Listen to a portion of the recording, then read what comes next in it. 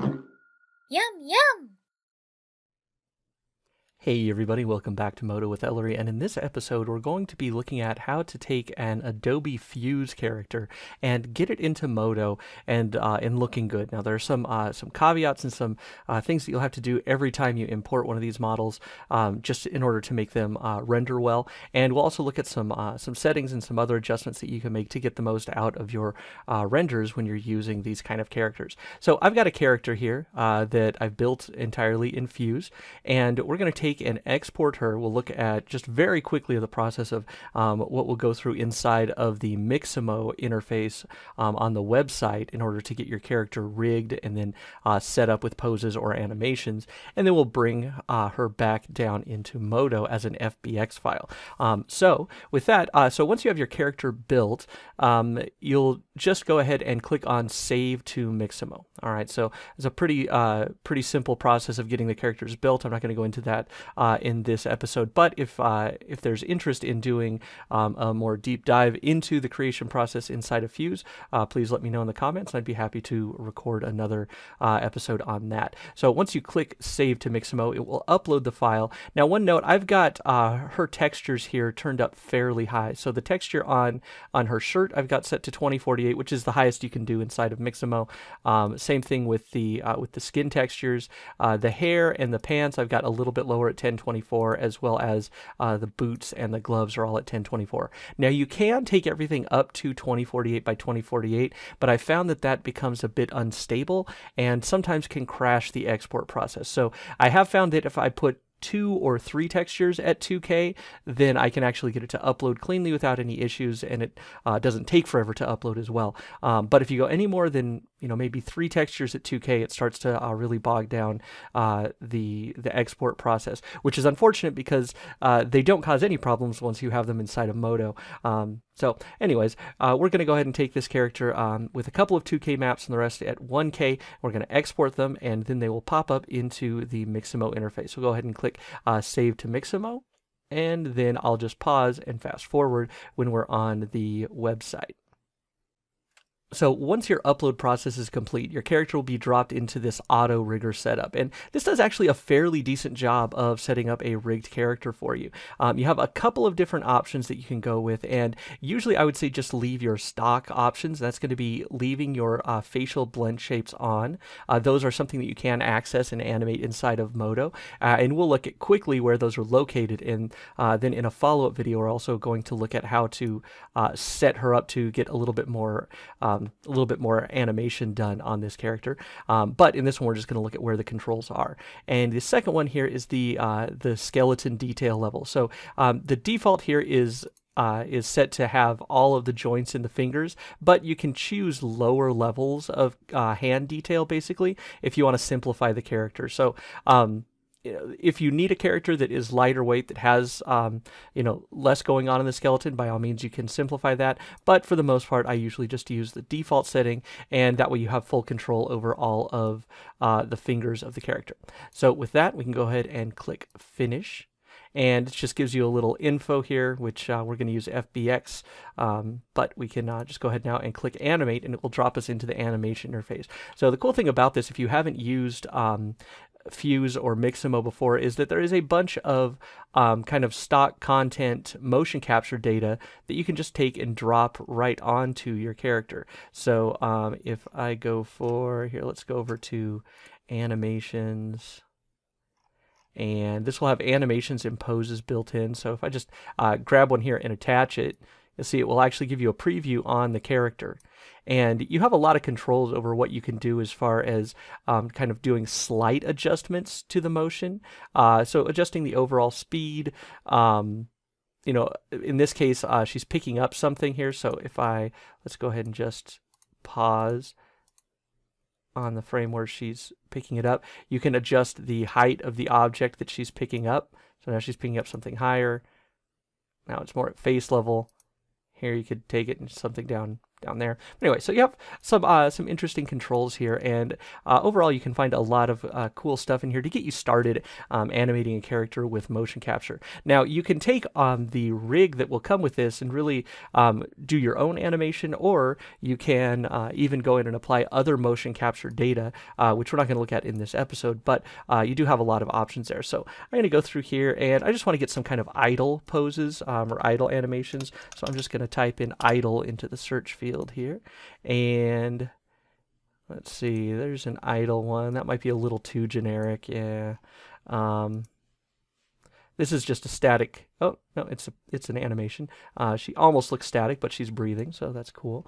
So I actually kind of like that one because it's pretty simple. So I'm going to go ahead and click Add to Pack, and that will put that and attach it to your character here. So so we've got that one, and Ninja Idol. Oh, we got to have some Ninja Idol going on. Yeah, definitely. So let's add that one to the pack, and Holding Idol. Sure, we'll add that one. And then one more. I think I'd looked through this before, and around page 7 or 8, I think there was some interesting stuff. So let me switch down here to, let's see if it was 7 or 8. There's one with a character holding a torch and kind of looking around the ground like they're lighting it up with a torch. Oh, there you go. Standing torch inspect. That's kind of cool. So in this way, we could also look at how we could attach some objects to the character rig so that, you know, she could be holding a torch or a glow stick or, you know, something to be able to kind of light up what she's looking at. So I'm also going to attach that one. So go ahead and click Add to Pack. And then as soon as you've done that, you go ahead and click Save to Assets. And then it will save that character. And so you can prep it and actually download the file. So let's go ahead and click Save to my assets. And it's added in all of the animations and the character, and we're going to click View and Download. And you can see here it's got this, it's working on the thumbnail, so we don't have anything yet, but it's got all 4 of the animations on here. Okay, and I'm going to go ahead and click Queue Download. Now this may take a minute to actually get everything going, so after we click Queue Download here, I'll just pause and fast forward again. But we're going to leave this as an FBX format. Default T-pose is fine, 30 frames a second, and no frame reduction, or no keyframe reduction. We can manually do some of that, but for right now I'm just going to leave all of the data in kind of as is. So go ahead and click Queue Download. And it'll take a minute here, and then this will be ready for us to download. So now this one's all ready to go, and I've got a download button here. You can see I also did a previous similar version, a similar character here, just testing this out. And now we're going to just take this one that we've all done, our female adventure. We're going to go ahead and click Download. And what this is going to download is going to have a zip file with a few different things in it. So I'm going to give this a second to download, then I'll pull up the window, and you can see what comes with the character. So now that that's downloaded, I've taken and extracted it into a folder here. It downloads as a zip file. And you can see I've got 5 separate FBX files. So I've got an FBX file for the character, and then I have animation files for all of the individual animations. So what we're going to do is we're going to bring in the just the basic character. We're going to look at texturing, and then in a follow-up video, we'll look at applying some of the animation stuff to the character. So let's go ahead and hop over into Modo, and we'll get it loaded up. So now inside of Modo, I'm just using the regular open file dialog, so load scene, Control-O, Command-O on a Mac, and I'm just going to go ahead and choose this. We're going to load in the FBX file as a direct, just opening the file. So go ahead and load it up and click Open, and then we're going to get our FBX options. And there's a few things that we're going to want to consider when we're bringing in these FBX files. So I want to leave off Merge with Existing Items because I've got an empty scene here. I just want to open up the file. I do want to load geometry, normals, all the mesh options here, so down through materials.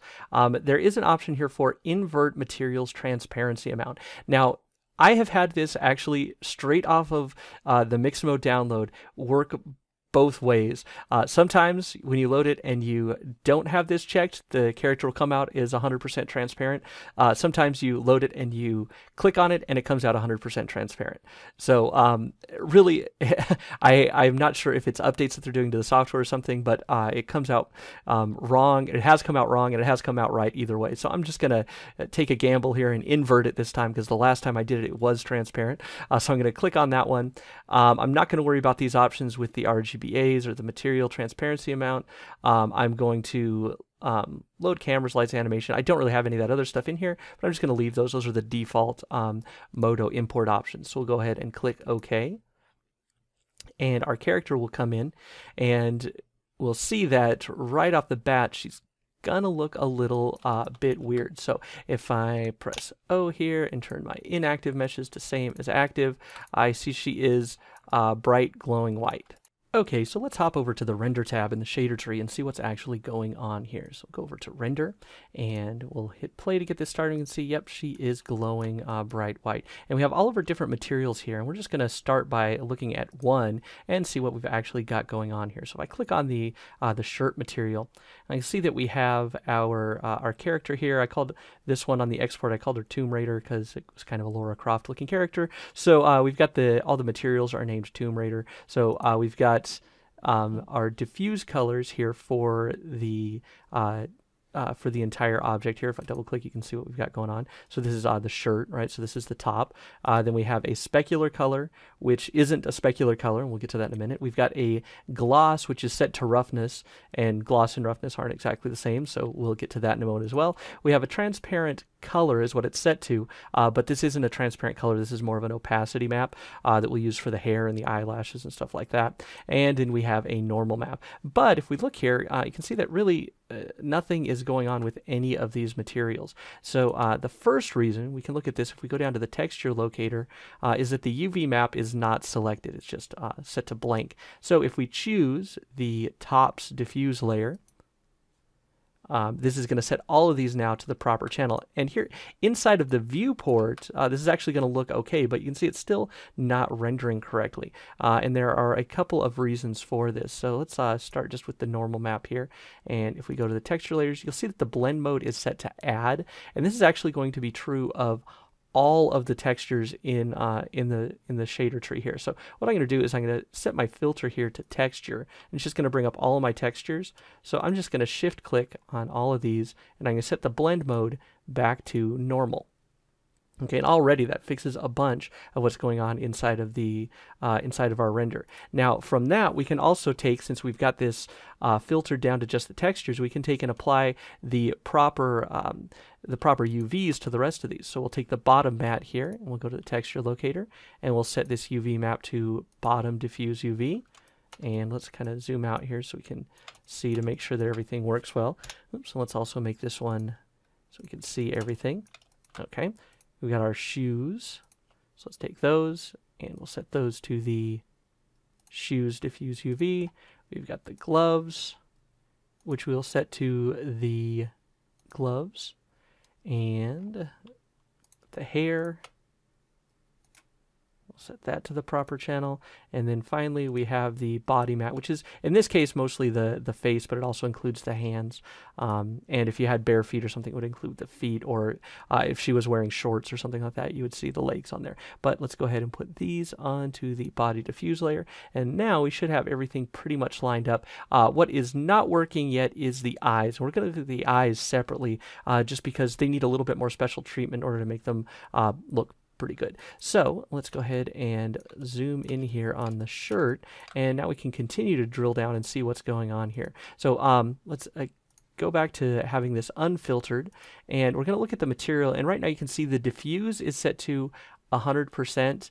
The specular is 100%, the Fresnel is 100%, and the roughness is 76%. Now we have a map to change our roughness, but the everything set to 100% can be problematic. And you can see since we did the invert transparency on this one did work that way, so it came out to 0. So as of the build that's out currently right now, click on the invert button. I can't promise it'll be that way next month, but for right now, inverting the transparency seems to do the trick. It did on my last import, and it also did on this import. And if we look here, we can also see that we have a luminous intensity set to 1. Now, this is actually going to be true of all of the other materials as well. You can see 100, 100, 100, luminous set to 1. So what I'm going to do is I'm going to now filter this on material. We're going to select all of the materials. I'm going to set my diffuse amount to 80. My default specular I'm just going to set down to 4. And then my default roughness I'm just going to put at 40, kind of resetting this to a standard Modo texture for the most part. And then I'm going to set my luminous intensity. So right now it's set to black, but if we were to take, the idea here is if we were to take and put an already illuminated version of the texture on and just set it to luminous color, then we would get something that wouldn't have to worry about lighting. But in this case, I just want to turn it down and kill that so we don't have any illumination on there on the texture. So again, let's go ahead and reset our filters. So we're back to all of our stuff in the shader tree, and let's check and see what we've got going on. So it looks like the diffuse layer is now working, and that's good. Okay, let's continue up, and we've got this specular color layer, which is not a specular color. This is more of a specular amount.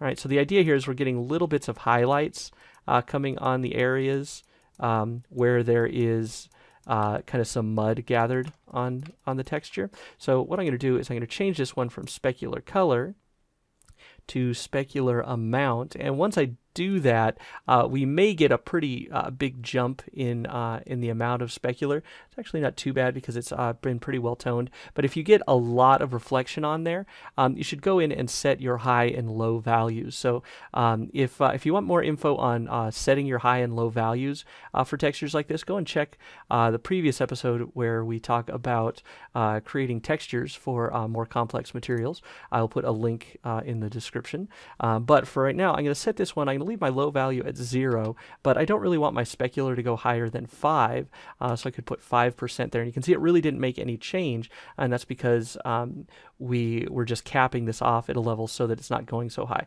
Since it was largely black, it didn't make a huge difference, but that is something that you can use. Now, an alternate method that you could use here, if I set this back up to 100%, would be to take this specular amount and set the blend mode to multiply. Now, by doing that, I could have control over just the specular amount inside of the material, and then it's going to be multiplied inside of that specific texture. So either way is going to work, just depending on the kind of control and where you want to control the texture. All right, so moving on, we've got a roughness value here, which is a gloss channel. And so gloss is actually the inverse of roughness. So right now we're running from 0% to 100%. And what I want to do is first invert those values, and then I want to bracket them into something a little bit better. So I'm going to start here. Let's just invert it. We'll put 100 to 0. Now, alternately, you could also click the invert button, but since we're going to be changing these values and reining them in a bit, I find that it's less intuitive to use the invert and more intuitive to just put the higher value under low and the lower value under high. Now, your mileage may vary. Again, if you think of it better that way, by all means, click invert and then just adjust your textures that way.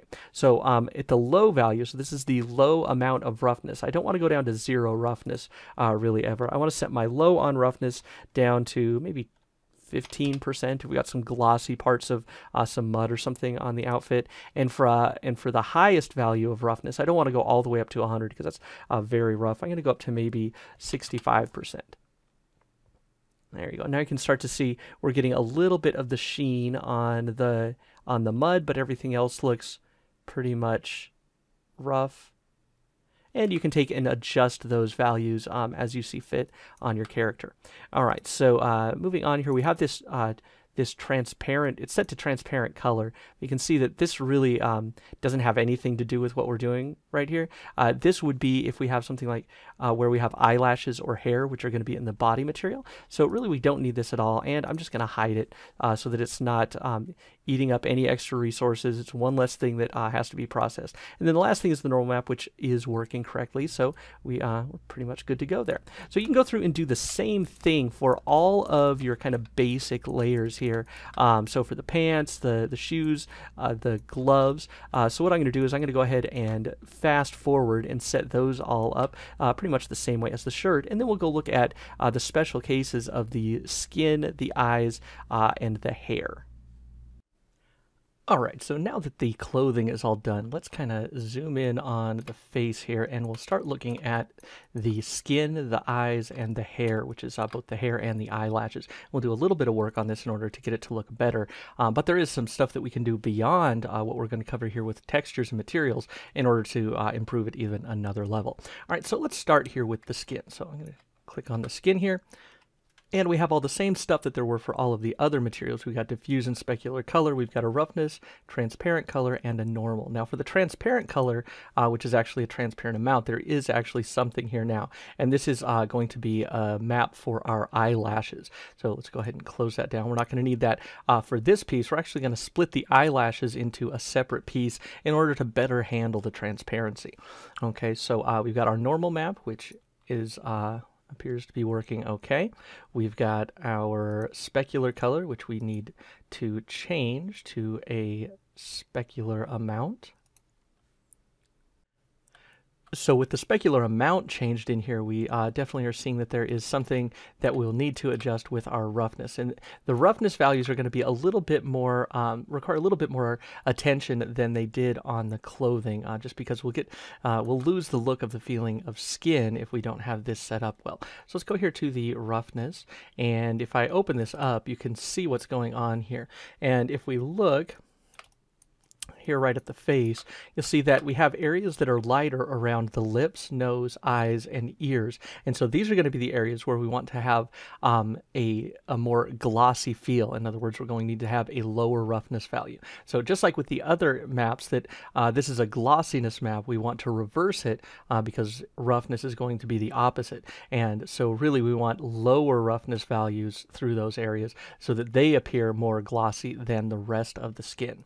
Okay, so let's go ahead and start just putting in 100 and 0, and that's going to flip these around. All right. And now we can see that we've got something that is looking a little bit better, but you can see that this 0 value is really clamping in and giving us a very dry kind of look here to the skin. Now we're going to add subsurface scattering to it here in a moment, but we want to kind of clean it up as best we can before we get there. So let's start by taking this high value, which is going to be very rough at 100%. We'll drive this down. I'm going to push this all the way down to 40 here to start. And you can see when we do that, we start to see a little bit of gloss showing up kind of on her cheeks, and definitely more on the lips. So this is getting more along the lines of what we want, but I find that this is probably a little bit on the glossy side now. So instead of just initially ratcheting this lower value back up, which is actually the higher value now, but the low value, we're going to take this and we're going to start increasing the high value just a little bit because we don't want really mirror reflections anywhere. So I'm going to put in 10%, and that's going to dial back the lips just a little bit, and I'm going to kind of zoom in here so we can see what's going on. And you know, that's probably not too bad. So this is going to be probably our glossiest part. So I'm going to keep this high value, which is going to have our lower number, in check with kind of where I want the glossiness of the lips. That's a good spot. There'll also be a little bit, like I said, around the nose and ears, but the place that we'll notice more definitely is going to be here in the lips. So I think that's probably good. I may end up adjusting that a little bit, but that's probably going to work for now. So now this is actually a pretty good angle here because we can also see on the cheeks, and here we're actually getting a bit too much glossiness now. So I'm going to take this and I'm going to increase it until I get more of a proper value there. And 50 I think was a little high. Probably 45 is going to give me about where I want to be. All right, so you can take and adjust those obviously as you want in order to get the look a little bit better. So now let's go ahead and we're going to hop down to the material here, and we're going to go down to material trans, and now we're going to put subsurface scattering on here.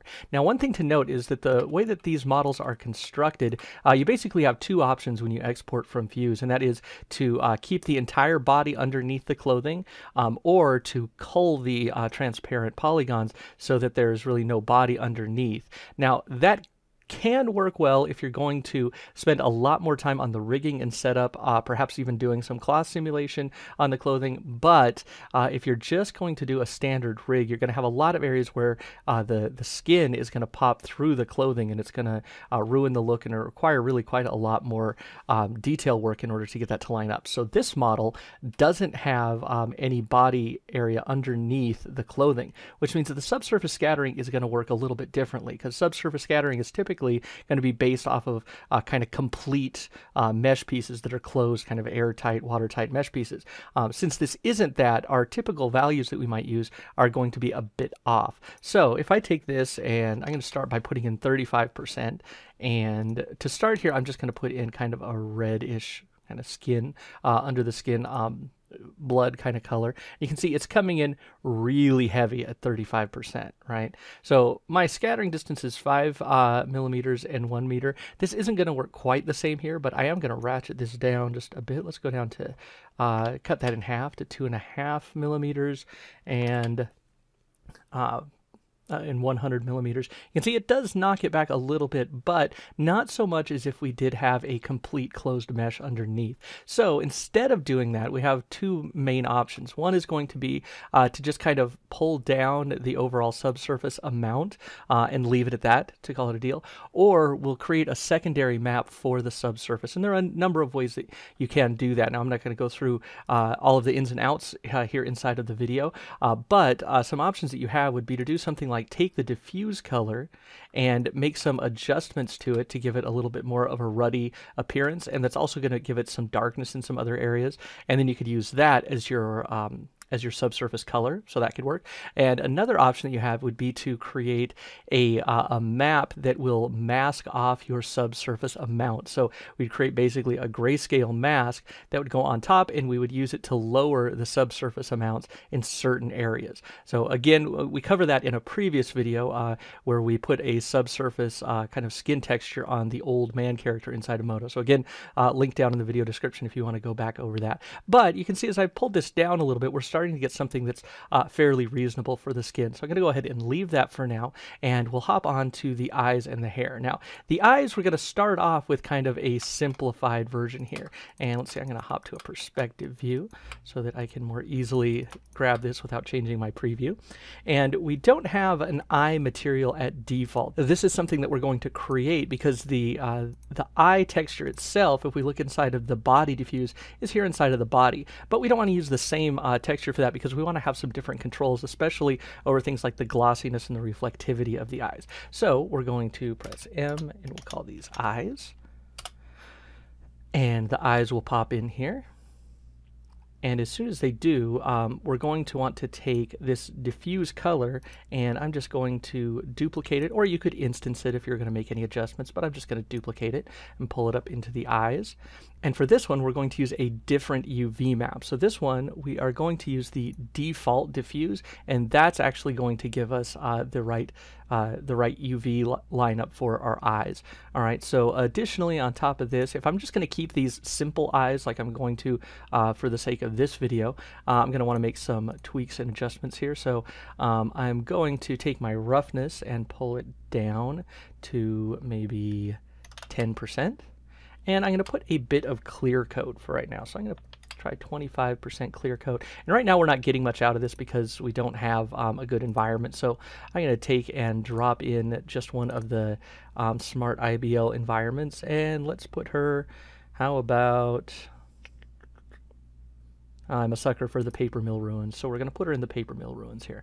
So we'll drop that one in there, and now we'll actually get some more proper reflections. And this will also help us get a better read on the other textures as well.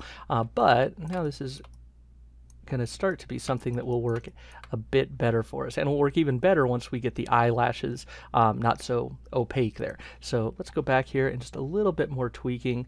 I'm going to take and turn up my clear coat to 40%. That should give those just a little bit more pop, and I think that'll work. Okay, so now let's move on to the hair, and we're going to cover the hair and the eyelashes because kind of as one concept, even though they're going to have two separate materials. So let's go ahead, and since the hair is already set up with a material here, we'll go ahead and change this around. So we have a diffuse color, which is going to give us the color over all of the hair, and then also if your fuse characters have anything on, like she has like a hairband in the back, the color will show up down here, so you can always go in and change that if you need to. We've got a specular color, which again, this is a specular amount, so we'll put that in. We have a roughness one here, and then we have a transparent color, which we're not going to use as a transparent amount like we've done in the other ones. Now, we could take transparent, this one here, and we could put this in with you know, a transparent color, or a transparent amount rather, and then we could also put it on masking off the reflectivity, specularity, and anything like that.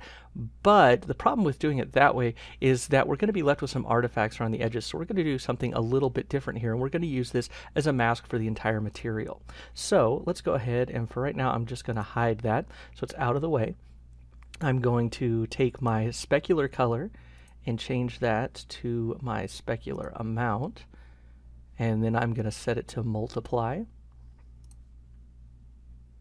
And then I can always just adjust my specular amount here inside of my base material. All right, and then we're going to take our roughness, and I'm just going to take and invert this. So this one I'm not going to really play with the values much at all, so I'm just going to click invert to invert that entirely. All right, that's starting to look a little bit better. And I'm also going to turn on double-sided so that we actually get proper shading going on underneath here. So there we go, we start to see that. And while we're at it here, let's turn off that extra light because we don't need that because it's not part of the paper mill ruins. All right, so there we go. Now that's starting to look fairly decent. Again, we can go in and make more tweaks and adjustments, but just for the general idea of setting this up here, what I'm going to do is I'm going to take this and pull it up to the top just because I like to keep my masks up at the top, and then I'm going to add another layer as a group. I'm going to take all of this stuff, including the material, put it into the group, and then I'm going to create another material. All right, so for right now I'm going to hide the group material, and for this material I'm going to turn it to a traditional material. I'm going to turn the specular and Fresnel off, roughness off, turning off all of the options here, turning diffuse down to 0, and then we're also going to go to our material trans and turn our transparency up to 100%. All right, so now with that, it's actually going to make the hair entirely transparent, right? So I can go ahead and turn this on double-sided if I want. It's really not going to make much of a difference, but it will give a little bit of shading should we need it. So the idea here is that this is going to be our kind of no hair material, and then we're going to have our actual hair material on top of this. So if I take this and pull it up here, and we make this visible, we go back to where we kind of started off a little bit ago, and then we're going to take this transparent color and we're going to change this under shader control to group mask. And now what's going to happen is that's going to mask out everything based off of this texture. So once we make that visible and we give it a second to redraw here, we'll see that we actually start to see the hair strands coming in, because what we're getting is we're getting a transition using that mask between our hair texture and our completely transparent texture. Now there are other ways you can do that obviously, but I find that to be a really easy way to set up your material such that you know, you get some good results with your hair and your transparency edges and everything without getting any jagged edges, and getting it fairly quickly. So that's how I like to set that up. All right, and so now we're going to do the same thing here real quickly for the eyelashes. So let's go ahead and select the eyelashes. We'll give them a material, all those lashes. And I'm going to be fairly simple with the material on these. I'm going to just give them a dark color, like almost black. And I am going to leave a little bit of shininess on them. You could also just make these completely matte, and it's probably not going to make any difference, but it may give you a slightly faster render time. So just a side note there. So let's go ahead and make another material for that. And now I'm going to take my duplicate of the transparent material that I created. Let's go ahead and pull this one up. And then I'm going to go down to my body material where I have this transparent color. And since I don't need this for the body, I don't even have to duplicate it. I'm just going to pull it straight up, put it into lashes. And now if I want to, I could just drag this directly on top of this material as a mask for that material. But since I may want to go in and add some extra texture or color to the eyelashes later, I'm still going to go ahead and make a group. And then I'm going to put the material and the texture layer into there. And then I'll set this one from transparent color to a group mask. And I'm going to go ahead and actually use, there is an eyelash diffuse UV layer. So let's go ahead and select that. And there we go. And now our eyelashes should pop in as working correctly. Yeah, that looks pretty good. And I could pretty easily go in and adjust those just by adjusting that texture on that layer. All right, so with that, we've got a pretty decent start to creating this character and making it something that's a bit more render worthy here inside of Modo. So this is going to do it for this section. We're going to come back in another episode, and we're going to look at how we can improve the model using some subdivision surfaces on top of this mesh, and we'll also look at how we can import and use the animations. So that will be in the next episode. So if you like this video or videos like it, you can follow me on Patreon, patreon.com/Ellery, where you can subscribe and get the downloadable versions of these videos, as well as all the content materials that go along with it.